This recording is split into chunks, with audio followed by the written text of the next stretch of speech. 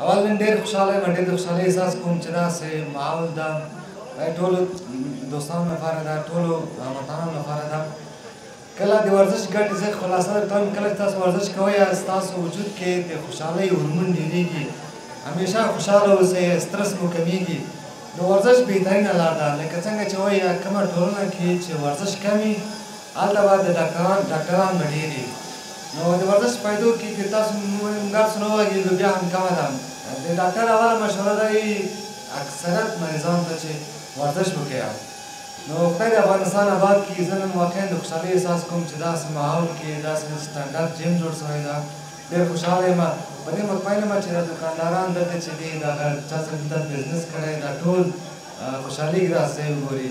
د لومړي ځل لپاره کابل ښار کې د $1.5 میلیون په لګښت سره یو مجهز او پرمختللی ورزشي کلب پرانیستل شو. د کابل ښار نادر پښتون واټ کې په خیرخوا سوداګریز مارکیټ کې د بدن ښکلا او فټنس دغه ورزشي کلب د اروپایي هیوادونو د ورزشي کلبونو په سطحه په نوې او عصري بڼه جوړ شوی چې د سپورت لپاره نوې موډل او عصري وسایل ورته راوړي دي.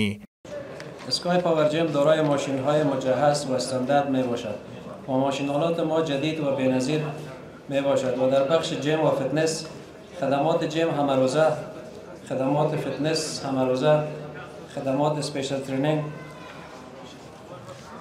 خدمات مساج، خدمات سونای خشک و بخار، خدمات شاور همروزه، خدمات لباسشویی، لاکرها و کانتین مجهز. تقریباً بیش از $1.5 میلیون آمریکایی را در سرمایه گذاری کرده.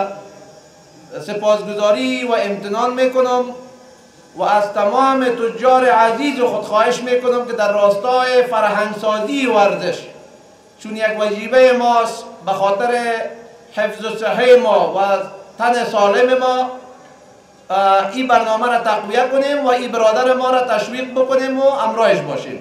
د دغه کلب د پرانیستلو په مراسمو کې د کابل ښاروالۍ مسؤلینو وویل د خصوصي سکتور په همکارۍ سره به نور هم د کابل ښار د آبادی و پرمختګ بنسټیزې پروژې پیل کړي.